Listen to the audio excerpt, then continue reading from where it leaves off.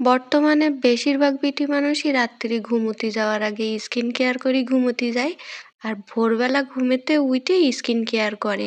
Chia seed ভিজিয়ে পানি খায়, ওটস দে, অমলেট, মামলেট, তারপরে হচ্ছে ওয়াফেল এইসব বানাইয়ে খায়।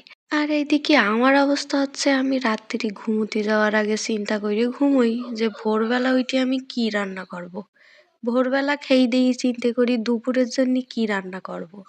দুপুরে খেয়ে দেই ভাবি নাস্তাটা আর রাত্রির খাবারটা কি একসাথে বানানো যায়? বাই দা ওয়ে, আমি যেহেতু গ্রামে থাকি আমার ভয়েস দিয়ে কোনো শান্তি নেই।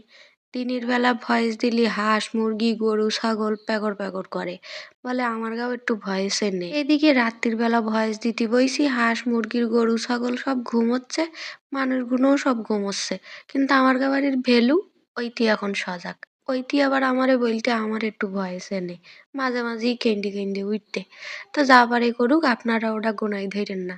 আমার দুধের তৈরি খাবার বেশি একটা পছন্দ না, কিন্তু যদি কখনো খাই তাহলে মনে করেন ৩-৪ রকম দুধ মিশিয়ে তারপরে খাই। এই যেমন ধরেন গুঁড়ো দুধ, গরুর দুধ, কনডেন্স মিল্ক, কিছু বাদ দেইনি। একেবারে কড়া করে মিষ্টি দিয়ে তারপরে সব কিছু বানাই। যাই হোক, খাবারের হোটেলের রান্না বান্না শেষ করে এবার যাব খাবারের মেয়ের আনতে। গিয়ে দেখি স্কুল ছুটিয়েই গে। আমি একটু আবার এর মধ্যে অফিসও ঘুরে আইছি। আসার পথে ভাবলাম মেয়েটা নিয়ে যাই। আসলে বাইরে কাজ করলে ছেলে মেয়ের মনে ভীষণ আফসোস থাকে।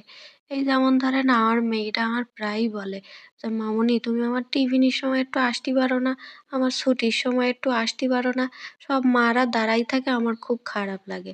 তাই সময় পালেই ওরে একটু এইভাবে নিয়ে যাই। ওর মনটাও ভালো থাকে, আমার মনটাও ভালো থাকে। তো যাই হোক, বাড়ি এসে এখন আমি আবার সেলটে কাটতে বইছি।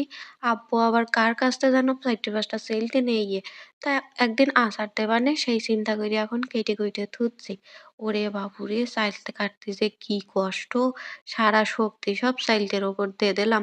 তো যাই হোক, চাইলটেগুলো কেটে লবণ হলুদ দিয়ে ভাপ দিয়ে তারপর থুই দেবো। আজকে আর আচার দেওয়ার সময় নেই, পরবর্তীতে যদি কোনোদিন আচার দেই আপনাদের সাথে শেয়ার করবান।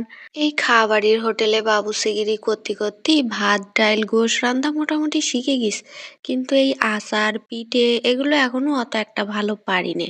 তা আমার আবার এক ননদ রইয়ে সাতক্ষীরায় থাকে, ওনারে দাওয়াত দিছি একদিন আসার জন্যে। তাই উনি আসলে ভাবতেছি সব সেলটে, তারপর রসুন জলপাই এগুন দিয়ে একসাথে আচার দিয়ে নেবো। তো যাই হোক, আজকে এই জায়গায় বিদায় নিচ্ছি। ইনশাল্লাহ আপনাদের সাথে দেখা হয়ে যাবে নেক্সট ভিডিওতে।